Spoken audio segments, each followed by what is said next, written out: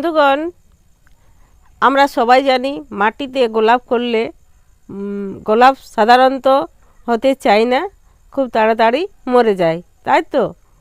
তো এতদিন আমরা মাটিতেই গোলাপ করে এসেছি সবাই, এখন সিন্ডার হচ্ছে, কিন্তু আমাদেরকে বুঝতে হবে সব জায়গায় সিন্ডার পাওয়া যায় না, আর সবাই সিন্ডারে গাছ করতেও পারবে না।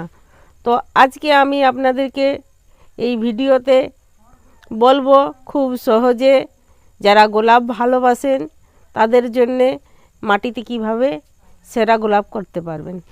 নমস্কার বন্ধুগণ, আমি অনামিকা, আর আপনারা দেখছেন অনামিকা গার্ডেন। তো বন্ধুগণ, গোলাপ সবার প্রিয় একটি ফুল, সবাই গোলাপ পছন্দ করে, সবাই চায় যে বাড়িতে একটি করে হলেও গোলাপ রাখবো, হয়তো টবে নইলে মাটিতে, এরকমভাবেই আমরা গোলাপ করার সাধারণত চেষ্টা করি। তো সেই সাধারণ বিষয় নিয়ে আপনাদেরকে আমি আজকে ভিডিওতে দেখাবো এবং আপনারা সবাই শিখতে পারবেন। কারণ গোলাপ করতে গেলে আমাদেরকে কয়েকটি জিনিস খেয়াল রাখতে হবে, যেহেতু আমরা মাটিতে গোলাপ করব।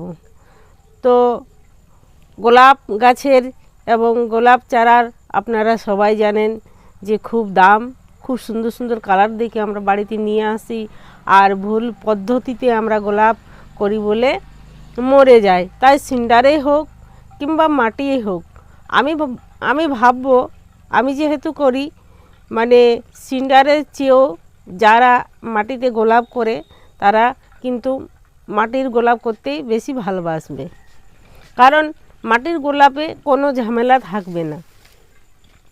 আপনারা মাটির নিচে লাগাতে পারেন, এরকম টব নিয়েও আপনারা গোলাপ করতে পারেন। তো এরকম ছোট্ট ছোট্ট গোলাপগুলো নার্সারি থেকে নিয়ে এসে লাগাবেন কিভাবে, তার পরিচর্যা কিভাবে করবেন যে এরকম সুন্দর সুন্দর ফুলগুলো ফুটবে এবং খুব দ্রুত গাছ বেড়ে উঠবে।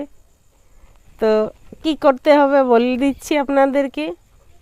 এই মাটির গোলাপগুলো, মাটিটা যদি ভিজা থাকে খুব ভালোভাবে শুকনো করে নিতে হবে, খুব রোদে শুকনো করে নিতে হবে এই মাটি গোলাপের, যাতে কোনো ভিজা ভাব থাকে না। আর সঙ্গে যদি আপনাদের ভার্মি কম্পোস্ট থাকে তাহলে খুবই ভালো, যদি না থাকে তাহলেও কোনো ভয়ের কারণ নেই, পুরনো গোবর সার হলেই হলো বাস। প্রথমে এই দুটিকে মিশ্রণ করে ভালোভাবে রোদে শুকিয়ে নেবেন, মাটি এবং গোবর, যাতে ওর মানে যে জীবাণুগুলো থাকে সেগুলো যাতে নষ্ট হয়ে যায়। শুকিয়ে নিয়ে এই চারা গাছগুলি বসিয়ে দেবেন ওই সাধারণ মাটি, কোনো খাবার দেবেন না, প্রথমে কোনো গাছে খাবার দেবেন না। গোবর সার মাটি দিয়ে ভালো করে টব ভর্তি করে গোলাপকে লাগিয়ে দিলেন। কুঁড়ি কাটবেন না, অনেকেই বলে কুঁড়ি কাটবো না, গাছের গ্রোথ দেখেই কুঁড়ি কাটা যাবে। যদি আপনারা বুঝতে পারছেন যে গাছের একটু একটু গ্রোথ হচ্ছে, তো তাহলে কুঁড়িগুলো কেটে দেবেন, নইলে যে কুঁড়িগুলো রইবে গাছে সেগুলো রইতে দেবেন।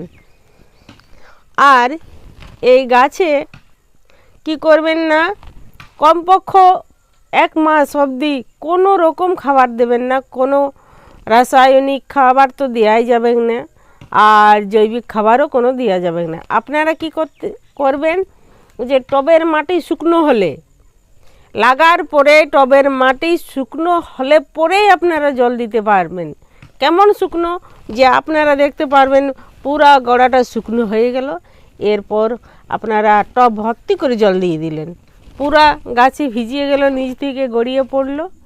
এরপর আবার সেম সিস্টেম কি করবেন না, 5 দিন হোক 4 দিন হোক, যদি নেই পরেই মাটি আবার শুকনো হবে, আবার ওইরকমভাবেই জল দেবেন। এইভাবে আপনারা 1 মাস থেকে 1.5 মাস গোলাপকে পরিচর্যা করুন, তারপরে দেখবেন গোলাপের চেহারা মাটিতে কত সুন্দর হবে। এর মধ্যে কি হবে না, গোলাপের যে শিকড়, সেই শিকড়গুলো খুব তাড়াতাড়ি চারদিকে ছড়াবে। আর সেই সঙ্গে মাটিটা সেই গোলাপে শিকড়ে বেঁধে নেবে। এরপরে যখন আপনারা খাবার দেবেন, খাবার শুরু করবেন, তখন দেখবেন ওই শিকড়গুলো খুব দ্রুতভাবে খাবারটা নিচ্ছে আর গাছকে গ্রোথ দিচ্ছে। হ্যাঁ, খুব জলদি খুব তাড়াতাড়ি গাছগুলো বেড়ে উঠবে। তো এই প্রসেসে করুন। আর খাবার কতদিন পরে শুরু করবেন গোলাপ গাছে, এই ভিডিও নিয়েও খুব তাড়াতাড়ি আমি আসব। তো আজকে পর্যন্ত ভিডিওটা আপনাদের কেমন লাগলো অবশ্যই কমেন্ট করে জানাবেন, আর ভালো লাগলে অবশ্যই লাইক দেবেন। আজ এই পর্যন্তই, আপনাদেরকে অনেক অনেক ধন্যবাদ। নমস্কার।